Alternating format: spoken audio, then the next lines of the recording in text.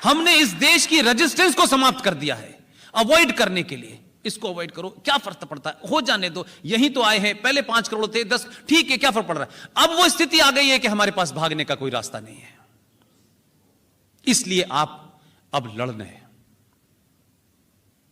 लिहाजा अगर सिंध के राजा दाहिर सेन का इतिहास आपने पढ़ा होता, 10 लाइनों का इतिहास है, उससे ज्यादा जानने की जरूरत नहीं थी। तो आपको सिंध चला गया, वो तो आपका एक अलग हिस्सा है कि जमीन के टुकड़े पे किसी ने कब्जा कर लिया हो।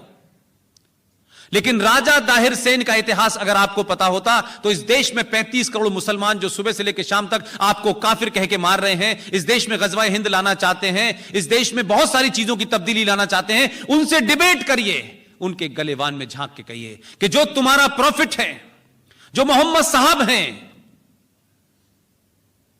जरा सच बताओ, प्रॉफिट मोहम्मद साहब के दामाद का कत्ल किसने किया, मस्जिद में किया। जिस आदमी ने मारा वो अली के बराबर में लेटा हुआ था। अली फजर की सुबह की नमाज पढ़ने गए और उन्होंने उस आदमी से पूछा कि भाई तुम काफी देर से लेटे हुए हो, तुम्हारी तबीयत ठीक है? उसने कहा कि मैं आज एक बहुत बड़ा गुनाह करने जा रहा हूं, इसलिए मैं अल्लाह से माफी मांग रहा हूं। और जब वो खुद सजदे में झुके, उठा और उसने तलवार से उनकी गर्दन काट दी। उनकी पत्नी यानी मोहम्मद साहब की बेटी बीवी फातिमा को उनके घर में आग लगाती, जलते हुए दरवाजे से उनकी हत्या कर दी गई। करबला के मैदान में उनके नवासों को मारा गया। लेकिन इससे आगे की सच्चाई आपके लिए महत्वपूर्ण है। राजा दाहिर सेन जो हमारा राजा था, जिसका डीएनए हमारे अंदर हो सकता है, एक मीर कासिम जिस पाकिस्तान का हीरो राजा दाहिर सेन होना चाहिए था सिंध लेने के बाद भी, लेकिन उनका हीरो राजा दाहिर सेन नहीं बना, उनका हीरो मीर कासिम बना। वो मीर कासिम जिसने मोहम्मद साहब के परिवार में बचे हुए लोगों को, जिनको राजा दाहिर सेन ने अपने राज्य में, अपने किले के अंदर पनाह दी थी कि इनको कुछ नहीं होगा चाहे मेरी जान चली जाए, मीर कासिम से लड़े, उनकी बेटी बेटे सबको मारा और राजा दाहिर सेन को मारा, उसके बाद उनके नवासों को मारा। वो मीर कासिम पाकिस्तान का हीरो है, वो सिंध का राजा हीरो नहीं है। तो जिन लोगों को इस बात की शर्म है कि वो लोग हमें काफिर समझ रहे हैं, हम 5000 साल पुरानी उस सभ्यता के वाहक लोग हैं कि हमने उस वक्त कोई इलेक्शन नहीं था, कोई सेकुलरिज्म का एजेंडा नहीं था, तब भी हमने मोहम्मद साहब के खानदान को हमारे राजा ने अपनी जान देके बचाया।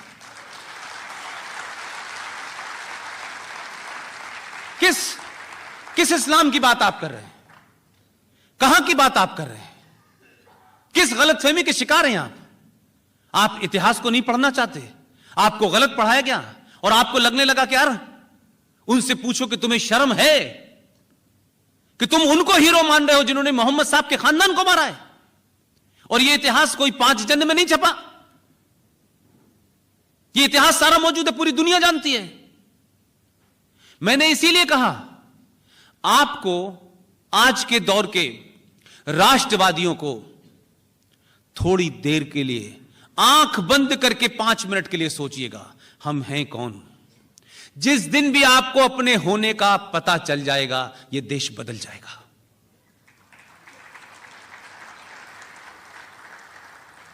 लिहाजा आपको कोई बहुत बड़ा कुछ नहीं करना है। जितने भी चैलेंजेस हैं आपके सामने, उन सब में थोड़ा थोड़ा आपको थोड़ा सा कंट्रीब्यूशन करना है। नवंबर आने वाला है, नवंबर में भी एक घटना घटी है।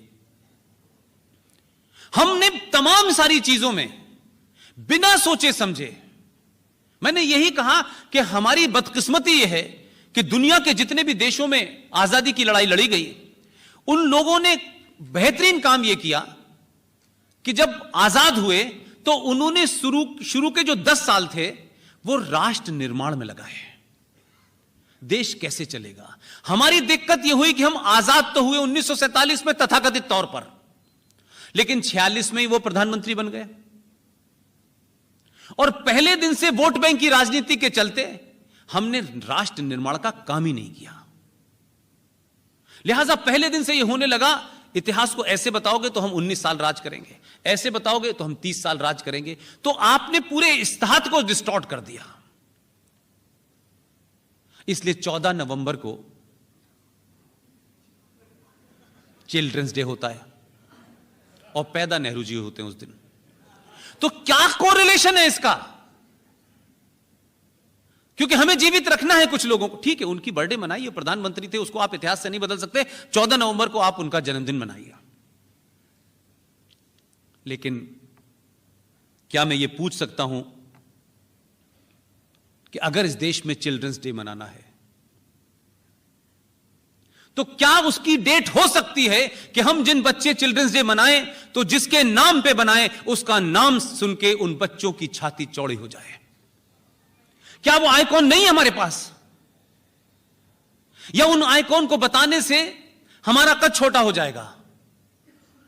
मैं साहबजादा जोरावर सिंह का नाम ले रहा हूं, मैं साहबजादा फतेह सिंह का नाम ले रहा हूं। गुरु गोविंद सिंह के 4 पुत्र थे, 2 युद्ध में मारे गए। जोरावर सिंह की उम्र 9 साल थी। वजीर खान ने डिक्टेट टर्म किया, मुगलों की हुकूमत थी। 1705 की घटना है यह, इस्लाम कबूल कर लो। साहबजादा जोरावर 9 साल की उम्र, साहबजादा फतेह सिंह 12 साल की हुकूमत। 26 दिसंबर को दोनों को ईंटों में चुनवा दिया गया और उनकी लाशों को दफनाने के लिए जगह नहीं दी गई। क्या हम 26 दिसंबर को चिल्ड्रंस डे नहीं मनाना चाहिए? क्या इस देश के बच्चों को नहीं पता होना चाहिए कि जो लोग आज कश्मीर के कुछ नेता और इस देश में 99% मुसलमान जो कन्वर्टेड है, जिन्होंने तलवार के जोर पे शलवार पहन ली थी, जिन्होंने 2 रुपए किलो चावल के चक्कर में धर्म बदल लिया था, वो जरा साहबजादा जोरावर सिंह से पूछे कि 9 साल के बच्चे ने कहा कि मैं धर्म नहीं बदलूंगा किसी कीमत में, तुम मुझे चाहे ईंटों में चुनवा दो। दोनों सगे भाई चुन दिए गए और उनकी माता गुर्जरी, जब उनको इस घटना का पता चला तो सदमे में मौत हो गई। लेकिन क्या सब कुछ 1947 के बाद से तय होगा? भारत 1947 से पहले भी था। 5000 साल सिर्फ रिटन है, कई हजारों साल से है, जब से यह सृष्टि है। हमारे 3 नाम हैं, जो दिल चाहे कर लो। कभी कभी लगता है कि जैसे चौराहे पर रेड लाइट लगी हो और उसके तीनों तार मेन लाइन से मिला दीजिए, तीनों ऑन है। कोई इंडिया कह रहा है, कोई हिंदुस्तान कह रहा है, कोई भारत कह रहा है। आप तय नहीं कर पा रहे हम क्या हैं। हम भारत क्यों नहीं कहते इसको? लाल बहादुर शास्त्री का जन्मदिन है, उनका भी है। वो सरकार का काम है, सरकार जो करती है वो करे। मेरे मन में जो हीरो है वो हीरो है, जो नहीं है वो नहीं है। किसी को बुरा लगता हो तो लगे। और दुनिया का कोई कानून मुझे अपना हीरो चुनने में मेरे लिए बाधा नहीं बन सकता कि ये कानून है, इसको हीरो मानूं। मैं नहीं मानता। मेरा हीरो सुभाष चंद्र बोस है, मेरा हीरो सावरकर है, शिवाजी है।